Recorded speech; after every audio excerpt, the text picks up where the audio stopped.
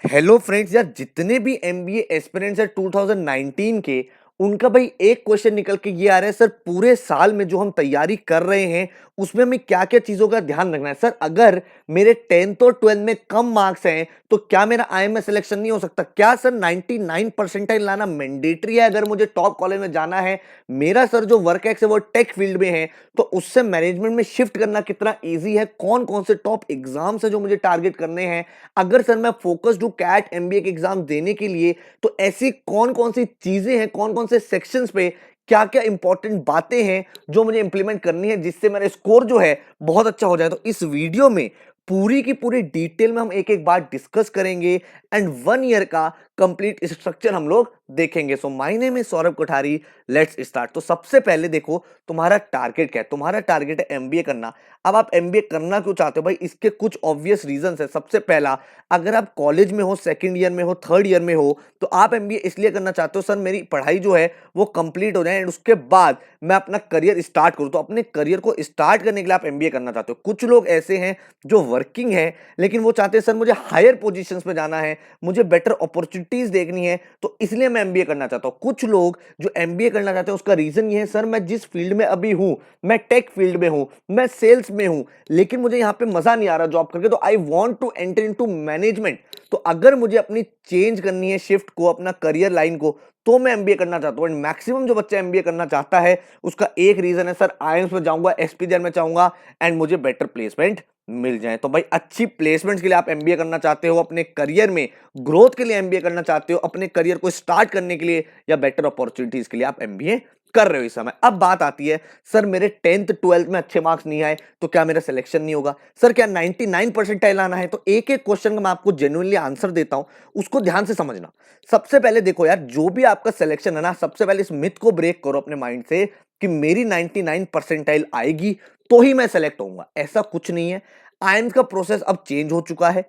IIMs का जो process है भाई, उसमें वो हर फील्ड से टॉपर्स को बुलाता है। भाई अगर आप कॉमर्स से हो, वो कॉमर्स के टॉप 10% को बुलाएगा। आप बीटेक बैकग्राउंड से हो, वहां से वो टॉप 10% को बुलाएगा। तो इट इज नॉट मैंडेटरी कि 99 परसेंटाइल होना चाहिए। भाई आई एम अहमदाबाद से कॉल आई है जनरल कैटेगरी में जब बच्चों की 85 परसेंटाइल है, तो अब वो क्राइटेरिया जो है पूरा चेंज हो चुका है। अब भाई क्या रह गया? अब ये रह गया कि अगर आपकी प्रोफाइल अच्छी है, आपका 10th 12th अच्छा है, आपका भाई कैट का स्कोर अच्छा है, आपका भाई ईसीए बहुत अच्छा है, एक्स्ट्रा कोकुलर एक्टिविटीज अच्छा है, आपका वर्क एक्स है, तो हर चीज को ऐड करने के बाद आपका भाई एक निकलता है कॉम्पोजिट स्कोर। कॉम्पोजिट स्कोर के बाद आपको कट ऑफ में कॉल आती है, आपको बुलाया जाता है इंटरव्यू और जीडी के लिए। अब क्या मैं आपको बोलूं 10th 12th में मेरे अच्छे होने से एडवांटेज है क्या? डेफिनेटली एडवांटेज है। एडवांटेज इसलिए है क्योंकि मेरा जो फाइनल स्कोर यहां बनेगा, अगर मेरा 10th 12th में अच्छा आया है और मेरा कैट में कम आया तो भी मेरे कॉल आने के चांसेस है। लेकिन सर अगर मेरे 10th 12th में कम है तो मेरा क्या सिलेक्शन हो ही नहीं सकता? No, this is wrong. भाई अगर आपके 10th 12th में कम है तो बेटा आप कैट में ज्यादा स्कोर करो। आपने अगर कैट में स्कोर कर लिया तो आपके सारे पाप माफ हो गए।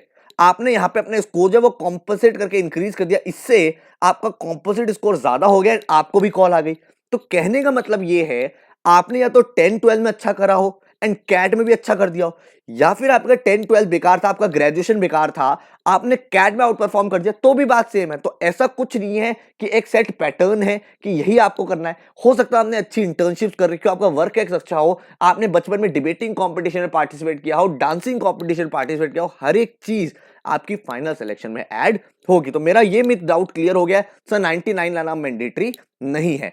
दूसरी बात, सर क्या 1 ईयर का टाइम सफिशिएंट है मेरी प्रिपरेशन के लिए? मेरी इंग्लिश बहुत वीक है, मेरी सर मैथ्स काफी बेकार है, मेरे को लॉजिकल रीजनिंग समझ में आती। भाई 3 से 4 मंथ्स में अगर आप जेन्युइनली पढ़ लोगे ना, तो भी आपका कैट का सिलेक्शन हो जाएगा। भाई देखो, ये आईएएस का एग्जाम नहीं है।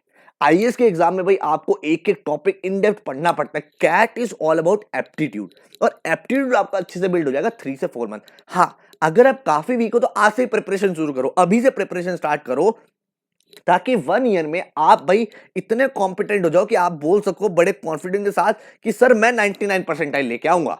ठीक है। अब अगली बात करते हैं टारगेट की। जब मैं बात करता हूं तो बेटा एक बात ध्यान रखो कि मुझे जो टारगेट है ना, मेरा टारगेट है अच्छे कॉलेज में जाना।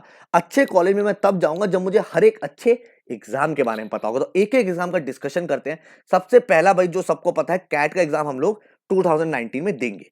कैट का एग्जाम देंगे तो कौन कौन से कॉलेज टारगेट करेंगे? हम टारगेट करेंगे आईएम्स को, हम उसके बाद टारगेट करेंगे एफएमएस को। एफएमएस दिल्ली अगर आप देखोगे तो आरओआई की टर्म्स में पूरे इंडिया का बेस्ट कॉलेज है भाई, सबसे कम फीस एंड सबसे हाईएस्ट प्लेसमेंट में से एक कॉलेज। इसके बाद आप टारगेट करोगे एसपी जैन मुंबई को, आप टारगेट करोगे जेबीआईएमएस को, टारगेट करेंगे हम निटी को, इसके बाद हम टारगेट करेंगे MDI Gurgaon, IMT Ghaziabad, IMEI Delhi, 4, इस तरह से कॉलेजेस को हम लोग टारगेट करेंगे। कैट के बाद जो मैं नेक्स्ट एग्जाम देने वाला हूं बच्चों, वो देने वाला हूं जैट का एग्जाम। जैट का एग्जाम का स्कोर कौन एक्सेप्ट करता है? स्कोर एक्सेप्ट करता है एक्सएलआरआई जमशेदपुर। एक्सएलआरआई इंडिया के टॉप 5-6 कॉलेजेस में आता है, ठीक है। एचआर का बेस्ट कॉलेज इंडिया में माना जाता है। इसके बाद भाई जैट का स्कोर एक्साइएम भुवनेश्वर भी एक्सेप्ट करता है, जेवियर इंस्टीट्यूट ऑफ मैनेजमेंट, आपका एसपी जैन भी एग्जैक्ट का स्कोर एक्सेप्ट करता है। तो मान लो किसी रीजन से आप कैट में स्कोर नहीं कर पाए तो जैट में स्कोर कर लो, तो भी आपका सिलेक्शन एसपी जैन में हो जाएगा। इसके बाद आईएमटी गाजियाबाद भी जैट का स्कोर एक्सेप्ट करता है। जैट के बाद अगर मैं बात करूं तो मैं टारगेट करूंगा एक कॉलेज आईएफटी। आईएफटी भाई अपना एंट्रेंस खुद कराता है, इंस्टीट्यूट ऑफ फॉरेन ट्रेड। इसके भाई 2 से 3 कैंपस है, दिल्ली में कैंपस है, कोलकाता में एक अभी नया बना है, लेकिन जो बेस्ट है वो आपका आईएफटी दिल्ली। आईएफटी दिल्ली में जो एमबीए होती है बच्चों, वो होती है फॉरेन ट्रेड में, इंटरनेशनल बिजनेस में। तो यहाँ पे आप मेजरली जो जॉब प्रोफाइल्स होती है they are related to export and import. इसका अपना इंटरेस्ट होता है, one of the very good college, average package is somewhere on 14 to 15 lakhs। इसके बाद जो आप अगला एग्जाम दोगे वो आप एग्जाम दोगे स्नैप का। स्नैप का एग्जाम जो होता है that is a Symbiosis exam. इसका जो स्कोर एक्सेप्ट होता है, इसके काफी सारे कॉलेजेस है, बट जो टॉप कॉलेज है वो आपके लिए लिख रहा हूं, सिम्बोसिस पुणे, एसआईबीएम पुणे जो है that is the best college. उसके बाद SCMHRD, this is a college for HR, this is again very good. उसके बाद आपके पास एसआईबीएम बेंगलोर, ये भी अच्छा कॉलेज है। एंड देन आपका एसआईआईबी, ये 4 कॉलेजेस हैं जो आपके सिम्बोसिस के स्नैप के एंट्रेंस से अच्छे कॉलेज में सिलेक्शन होता है। इसके बाद जो आपका टॉप एमबीए का एंट्रेंस आता है वो आता है आपका एनमैट का एग्जाम। एनमैट का स्कोर भी काफी सारी यूनिवर्सिटी एक्सेप्ट करती है, बट जो मेन है जहां बच्चा जाना चाहता है वो है नारसी मुंजी, एनएमआईएमएस, ठीक है। मुंबई वाला कैंपस इसका बेस्ट है, ये कॉलेज आपको टारगेट यहाँ पे करना है। इसका बेंगलोर में भी है कैंपस, बट मुंबई आपको टारगेट करना है। एनएम जो एनमैट का पेपर है, इसको भाई आप साल में 3 बार दे सकते हो, तो आपके पास विंडो होती है 2 से 3 मंथ्स की। आप एक बार ही पेपर दो, फिर नेक्स्ट टाइम पेपर दो, फिर नेक्स्ट टाइम पेपर दो, तो आप 2 से 3 महीने में इस एग्जाम को 3 बार लिख सकते हो। एंड जो आपका बेस्ट स्कोर होगा वो काउंट होगा, कोई नेगेटिव मार्किंग यहाँ पे नहीं होती है, ठीक है। एनमैट के बाद जो आपको एक एग्जाम टारगेट करना है वो एग्जाम टारगेट करना है टिस्क का एग्जाम। अगर आप अपना करियर एचआर में बनाना चाहते हो, आपने कहा सर मुझे एचआर में जाना है, तो एचआर में जाने के लिए आपके सामने एक अच्छा ऑप्शन है टिस्क का एग्जाम। टिस्क में एमबीए नहीं होता, वहां एमए इन एचआर होता है, but that is equivalent to MBA, क्योंकि जो आपकी प्लेसमेंट है टिस्क से वो बहुत ही अच्छी प्लेसमेंट है, 14 to 15 lakhs। एंड एचआर जो इनका कोर्स है that is a flagship course, जहां पे सबसे ज्यादा डिमांड रहती है। तो ये एग्जाम आप देख सकते हो, इसमें मेजर जो डोमिनेंस रहता है वो जीके का रहता है, यहाँ पे भी कोई नेगेटिव मार्किंग आपकी नहीं होती है। इसके बाद बच्चों अगर मैं आपसे बात करूं तो नेक्स्ट जो आप एग्जाम दोगे वो आप दोगे सीमैट का एग्जाम। सीमैट का एग्जाम भी काफी सारे इंस्टीट्यूट एक्सेप्ट करते हैं आज की डेट में, काफी टॉप कॉलेजेस हैं, जैसे सिडनम हो गया, आपका केजे सोमाया हो गया, तो ऐसे काफी सारे कॉलेजेस हैं जिसको जो इसका स्कोर एक्सेप्ट करते हैं, ठीक है। उसके बाद जो आप एग्जाम दोगे वो दोगे सीईटी का एग्जाम। भाई महाराष्ट्र सीईटी का पेपर होता है, इसको भी काफी सारे इंस्टीट्यूट एक्सेप्ट आज की डेट में कर रहे हैं, ठीक है। इसके बाद अगर आप देखोगे तो आपके सामने एक ऑप्शन और आता है, अगर आप मीडिया में जाना चाहते हो, एडवर्टीजमेंट में जाना चाहते हो, तो माई कैट का एग्जाम होता है, ठीक है, वो आपको देना है। अगर भाई आप अपने इंटरनेशनल बिजनेस, जो मैंने आपको आईएफटी वाला बताया, उसी करियर में जानता तो इंपोर्ट एक्सपोर्ट इंटरनेशनल बिजनेस, या फिर आपको ये सब चीजों में जाना है, जॉब प्रोफाइल में जाना है, तो एसआरसीसी का भी अपना एग्जाम होता है। दिल्ली यूनिवर्सिटी का कॉलेज है, one of the best college माना जाता है अंडर ग्रेजुएट में। अब इनका भाई मास्टर्स में भी ये लोग एंटर कर गए हैं। तो ये कुछ टॉप एग्जाम्स है जो आपको टारगेट करने हैं। भाई आपके सामने अप्रोक्सीमेट 8 to 9 टॉप एग्जाम है। इसके बाद काफी सारे एग्जाम्स और होते हैं, जैसे मैट का हो गया, आपके सामने इपसेट का हो गया, आईपी का हो गया, लेकिन ये एग्जाम्स मैं ये टारगेट नहीं कर रहा हूं। मैं कह रहा हूं कि सर अगर मैं एक साल तैयारी कर रहा हूं तो मैं इन्हीं टॉप एग्जाम में से कोई एग्जाम निकालूंगा एंड अच्छे कॉलेज में जाके एक अच्छी प्लेसमेंट के लिए अपना करियर जो है सेटल कर लूंगा, ठीक है। ये मैट इपसेट वगैरह हो गए, ये हम बैकअप लेके चलेंगे, इन पे हमारा मेन फोकस नहीं रहेगा। तो अब आपके सामने सर एक पिक्चर क्लियर है कि सर मुझे ये एग्जाम देने हैं। अब सर तैयारी करूं तो करूं कैसे? तो भाई पूरा आपके साथ 300 डेज का प्लान डिस्कस करूंगा, लेकिन इससे पहले हम कुछ चीज समझते हैं। भाई हमारे सामने सेक्शंस क्या है? हमारे सामने वर्बल है, हमारे सामने क्वांट्स है, LRDI है। LRDA के बाद कुछ एग्जाम्स ऐसे हैं जहां पे जीके आता है, एंड इसके सिलेक्शन के बाद आपका होता है वैट, जीडी और पीआई। तो ये आपका पूरा एक एमबीए कॉलेज में सिलेक्शन का प्रोसेस मैंने यहां लिख दिया है। ये चीजें आपकी स्ट्रांग होगी तो आपका सिलेक्शन डन होगा, ठीक है। वर्बल आपका हो गया इंग्लिश, क्वांट आपका मैथ्स हो गया, LRDA is your logical reasoning and data interpretation, GK is your general knowledge and current affairs, वैट is your written ability test जहां पे आपको एक टॉपिक दिया जाता है एंड आपको एक ऐसे लिखना पड़ता है, ठीक है। GD is your group discussion and pi is your personal interview. तो ये आपकी फाइनल स्टेज ऑफ सिलेक्शन है, वैट, जीडीपीआई। आपको पहले एंट्रेंस क्लियर करना है, ठीक है। अब कैसे क्लियर होगा, अब यहां पे काफी सारा बच्चा आपको ऐसा दिखेगा जो कहेगा सर मेरी वर्बल बहुत वीक है, सर मेरी इंग्लिश अच्छी नहीं है। इंग्लिश को अच्छा करने के लिए आप आज से ही स्टार्ट कर सकते हो। आपको एक न्यूज़पेपर रीडिंग की हैबिट डालनी। अब आपको भाई बहुत इसके मल्टी बेनिफिट बताऊंगा, आप खुद शॉक हो जाओगे सर एक न्यूज़पेपर पढ़ने से कितनी सारी चीजें आपकी इंप्रूव होने वाली। समझना एक एक करके।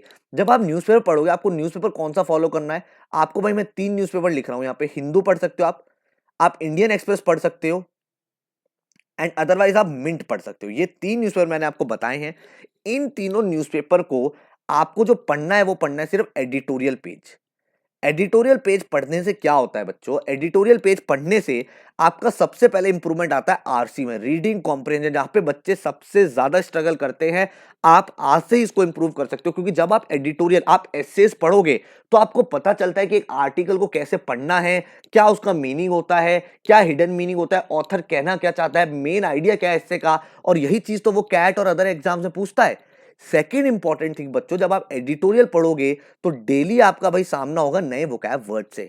तो जब आप डेली नए वोकैबलरी वर्ड्स पढ़ोगे, चाहे वो हिंदू में पढ़ रहे हो, इंडियन एक्सप्रेस में पढ़ रहे हो, और आप देखना न्यूज़पेपर का एक पैटर्न होता है, जो वर्ड आ रहा है वो वर्ड बार बार रिपीट होता है वीक टू वीक। तो जब आप सेम वर्ड बार बार पढ़ोगे, आप उसका मीनिंग देखोगे, तो आपकी वोकैबलरी इंप्रूव हो गई। तो यहाँ पे आपकी इंग्लिश की टेंशन खत्म हो गई। बच्चों की 2 मेजर प्रॉब्लम इंग्लिश में होती है, वोकैबलरी और आरसी की, दोनों मैंने आपकी सॉल्व कर दिया। अब बच्चों न्यूज़पेपर पढ़ने से नेक्स्ट एडवांटेज जो आपका आया वो आया जीके में। भाई आपकी करंट अफेयर्स ऑटोमेटिकली इंप्रूव हो गई, and majority of the entrances में करंट अफेयर्स बहुत ज्यादा पूछी जाती है। तो अब आपने न्यूज़पेपर से देखा सर मेरे 3 बेनिफिट निकल गए हैं, आरसीज, वोकैबुलरी और करंट अफेयर्स। उसके बाद भाई वैट, ऐसे लिखोगे कब, जब आपको ऐसे लिखना आता होगा। और ऐसे लिखना आएगा कैसे, जब आप डेली ऐसे 1 साल तक पढ़ोगे। देखो भाई, इंग्लिश एक ऐसा सब्जेक्ट है जो आप एग्जाम में 10 दिन में नहीं कर सकते। आप ये नहीं कह सकते सर मेरी कॉल आ जाएगी ना उसके बाद मैं 10 दिन में जीडी और पीए इंप्रूव कर लूंगा, नहीं हो सकता बच्चे। आपको आज से ही लगना पड़ेगा। और आज से कैसे लगेगा, जब आप वैट में आर्टिकल्स देखोगे, आप लिखोगे, तो वो आप बेटर तभी लिख पाओगे जब आप न्यूज़पेपर डेली पढ़ रहे हो। क्यों, क्योंकि उसके 2 रीजन है। एक तो आपको ये पता चल जाएगा लिखते कैसे हैं, स्ट्रक्चर ऑफ एसे कैसे होता है। सेकंड जो इंपॉर्टेंट थिंग है वो ये है कि भाई मेरे को इतने टॉपिक्स के बारे में, मैंने इतने आर्टिकल पढ़ रखे, तो यहां पे मुझे जो भी आर्टिकल मिलेगा उस आर्टिकल में मैं भाई अपनी बात बेटर तरीके से लिख पाऊंगा। अच्छा, अब आपने न्यूज़पेपर पढ़ने की हैबिट डाली तो आपके दिमाग में इतना कंटेंट स्टोर हो चुका है, हर एक टॉपिक के बारे में आपको पता है कि आप ग्रुप डिस्कशन में बेटर बोल पाओगे। भाई एग्री कर रहे हो कि नहीं कर रहे? अगर मुझे कंटेंट पता होगा तो मैं जीडी में बोलूंगा कि नहीं बोलूंगा। आप अपने भाई फ्रेंड के सर्कल के साथ बैठे हुए हो, 6 लोग बैठे हुए हो, एक टॉपिक पे बात हो रही है, अगर आपको उस टॉपिक के बारे में पता हो तो आप बात करते हो, आप कम्युनिकेट करते हो। लेकिन अगर मान लो उस टॉपिक के बारे में आपको कुछ पता ही नहीं है तो आप एक डम की तरह चुपचाप बैठे रहते हो। Same happens in MBA GDs. तो अगर आपको टॉपिक्स के बारे में पता होगा, you will perform really well in GD as well.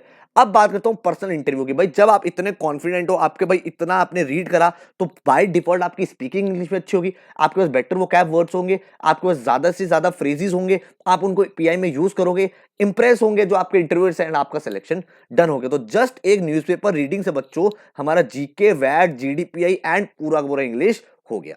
ठीक है, यहां तक बात समझ में आई।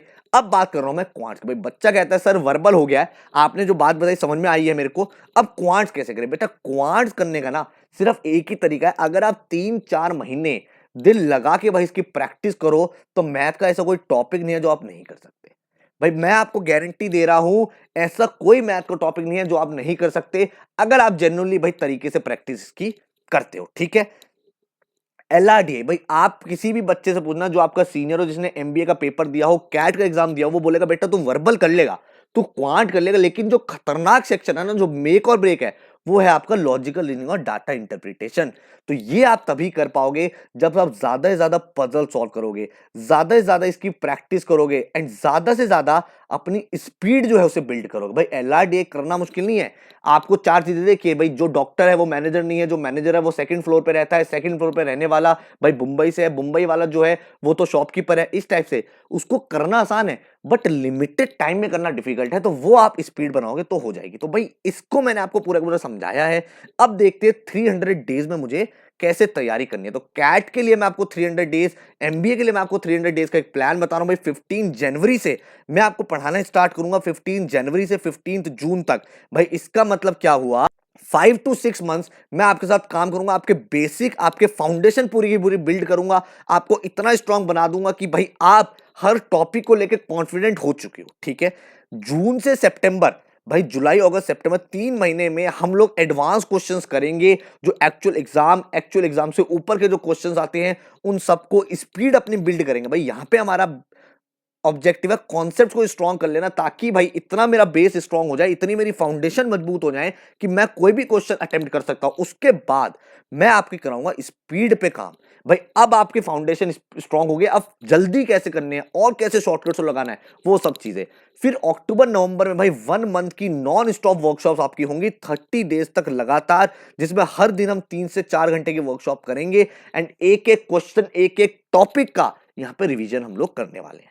इतना करने के बाद भाई दिसंबर में आप अपने सारे एग्जाम्स दे दोगे, कैट का एग्जाम दे दोगे, IFT, SNAP, NMAT, XAT exam दे दोगे। मैं आपको भाई इतना पक्का कर दूंगा कि हर एग्जाम में आप भाई कोई भी अटेम्प्ट कर सकते हो। जनवरी में मैं आपको प्रोवाइड करूंगा भाई जीडीपीआई का सपोर्ट। एंड आपने क्योंकि सारे टॉपिक्स पढ़ रखे होंगे, आपने प्रिपरेशन कर रखी होगी, तो आप टिस का, सीमैट का, सीटी का, एसआरसीसी का जो भी एग्जाम देना चाहते हो, सारे टॉपिक्स आपके कवर हो चुके होंगे। तो all exams under one umbrella मैं आपको यहां पे तैयारी कराने वाला हूं। अब ये तैयारी होगी कैसे, इसके लिए बैच स्टार्ट हो रहा है, फाउंडेशन बैच। फाउंडेशन बैच का मतलब ये बैच जो है इस साल का फर्स्ट बैच है। बिल्कुल भाई यहां पे एकदम तरीके से पढ़ाई होगी। बैच की जो स्टार्टिंग डेट है वो है 15 जनवरी से 31 दिसंबर तक ये चलेगा। इसमें लाइव क्लासेस होंगे भाई, ऑल ओवर इंडिया में आप किसी भी कोने में हो आप ये क्लास अटेंड कर सकते हो, कोई प्रॉब्लम वाली बात नहीं है। आपको एक लॉगिन आईडी और पासवर्ड मिलेगा, हर एक क्लास लाइव होगी। क्लास लेगा कौन, क्लास लूंगा मैं खुद। 9 to 11 टाइम रहेगा। अगर आप कॉलेज से आ रहे हो, आप वर्किंग हो, आप 9 to 11 भाई रात में क्लास को कर सकते हो। हर मंडे वेडनेसडे फ्राइडे आपकी क्लास चलेगी पूरे साल भर। मंडे वेडनेसडे फ्राइडे चलती रहेंगी। फिर हमारी 1 महीने की नॉन स्टॉप वर्कशॉप्स होंगी, जिसमें हर दिन हमारी 3 घंटे की वर्कशॉप होगी, 9 to 12, 9 to 1 ऐसे चलेंगी। ठीक है, हर क्लास के बाद मैं आपको प्रोवाइड करूंगा एक डेली असाइनमेंट जो आपको सॉल्व करना है। उसको आप जैसे मान लो मंडे को क्लास हुई, मंडे को जो क्लास हुई उसका आपको असाइनमेंट मिल गया क्लास का, उसको आपने सॉल्व करा ट्यूसडे में, एंड वेडनेसडे में क्लास में आते हैं आप मेरे से उसके डाउट डिस्कस करोगे। अगर बाई चांस कोई क्लास है जो आप अटेंड नहीं कर पाए, आपकी वो मिस हो गई, तो उसकी आपको रिकॉर्डिंग मिल जाएगी। हर क्लास की आपको रिकॉर्डिंग मिलेगी, ताकि भाई कोई टॉपिक अगर आपको फिर से रिवाइज करना है आप उसे देख सकते हो।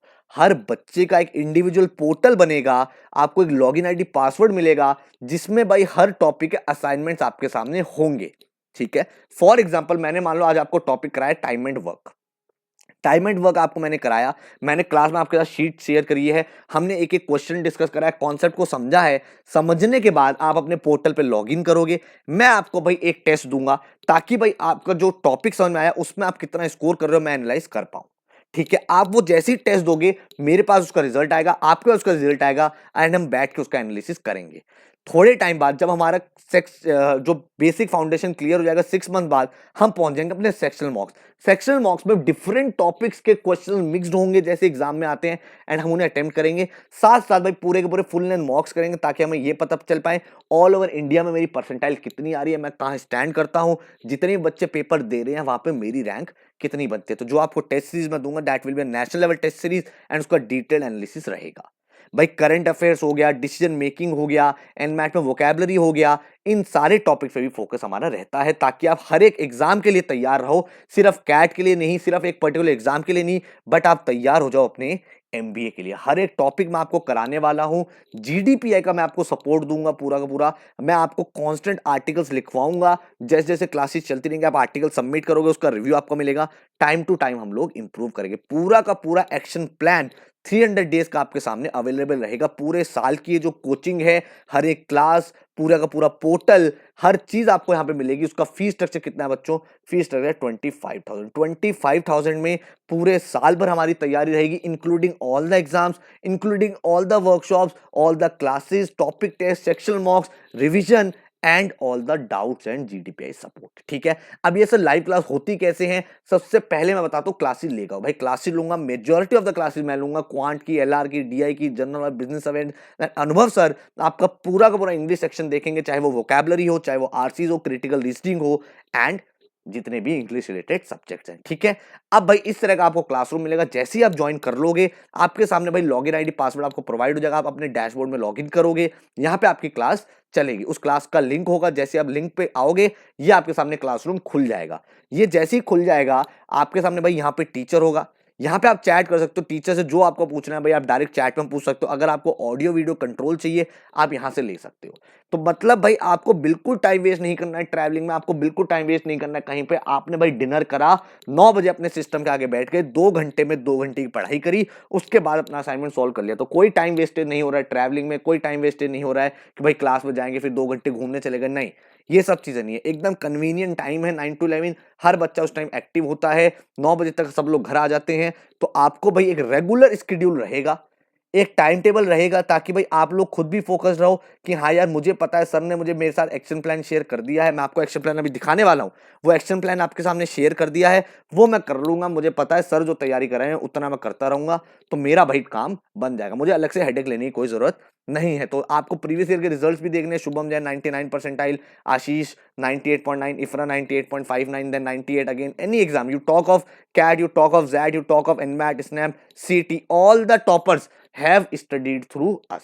ठीक है, ये आपके सामने भाई रिजल्ट्स है, एंड बहुत सारे रिजल्ट। आप कोई भी एग्जाम देखना चाहते हो, किसी भी एग्जाम का रिजल्ट देखना है, आपके सामने अवेलेबल यहाँ पे है। इस तरह का मैं आपको एक्शन प्लान दूंगा, ताकि भाई आपको पता हो आज हम ये पढ़ेंगे, आज हम ये पढ़ेंगे, कब आपको सेक्शन मॉक देना है, कब उसका एनालिसिस होगा, कब मैं डाउट सेशन रख रहा हूं ताकि आप अपने डाउट लेके आओ। हर चीज हम लोग प्रॉपर एक तरीके से चलेंगे, कोई भी हमें जल्दी नहीं है। हमारे पास 300 डेज है, हमारा ऑब्जेक्टिव क्लियर है, 99 परसेंटाइल अपने को लेके आना है, उसी पे मैं आपके साथ काम करूंगा। ये बात समझ में आई? ठीक है, तो अगर आप भाई ज्वाइन करना चाहते हो तो मुझे व्हाट्सएप कर दो 9958937705 पर।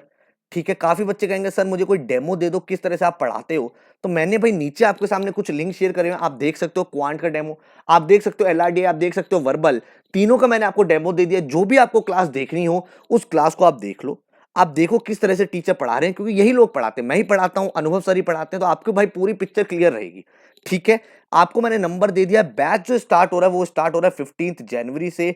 ऑनलाइन बैच है, फर्स्ट बैच है, फाउंडेशन बैच है इस साल का। तो भाई स्टार्ट जितना जल्दी करोगे उतना मुझे ज्यादा टाइम मिलेगा आपके साथ मेहनत करने का। ठीक है, लास्ट ईयर काफी बच्चा पढ़ रहा है, उससे पहले काफी बच्चा पढ़ रहा है, बट 2019 का फर्स्ट बैच, फाउंडेशन बैच जो स्टार्ट हो रहा है, इसमें भाई आपको एडवांटेज रहने वाला है। एडवांटेज इसलिए रहने वाला है क्योंकि टाइम ज्यादा होगा हमारे पास। जितना ज्यादा टाइम होगा उतना भाई हम लोग मेहनत यहाँ पे कर पाएंगे। इतना ज्वाइन करने के बाद आपको कोई कोचिंग, कोई अलग से बुक, कोई टेस्ट सीरीज नहीं लेनी पड़ेगी। सब चीज मैं आपको अंडर सिंगल रूप प्रोवाइड करूंगा। मैं भाई खुद क्लासेस लेता हूं एक एक टॉपिक की, मैं आपको पक्का करवाऊंगा। ठीक है, आप भाई इतना बस मुझे एक चीज डेडिकेटेड कर दो, सर मैं आपको अपनी डेडिकेशन दे रहा हूं, मैं 100% आपको कमिटमेंट दे रहा हूं कि आपकी क्लासेस मिस नहीं करूंगा। आप जो जो असाइनमेंट बताओगे वो मैं टाइम पे करता रहूंगा, और मैं आपको ये 100% कमिटमेंट दे रहा हूं कि इतना कर लोगे, जितना मैं आपको पढ़ा रहा हूं उतना समझ लोगे, तो आपका सिलेक्शन कंफर्म डन है। बात क्लियर है? ऑल द वेरी बेस्ट यार, अभी आपके पास टाइम है,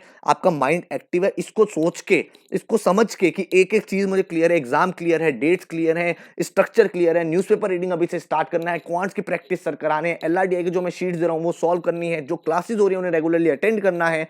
यू आर 100% सॉर्टेड। ठीक है बच्चों, ऑल द वेरी बेस्ट, मिलते हैं बैच में, टेक केयर, एंड कोई भी डाउट हो तो मुझे व्हाट्सएप यहाँ पे कर देना, मैं आपको फर्दर डिटेल सेंड कर दूंगा कैसे ज्वाइन करना है। ठीक है।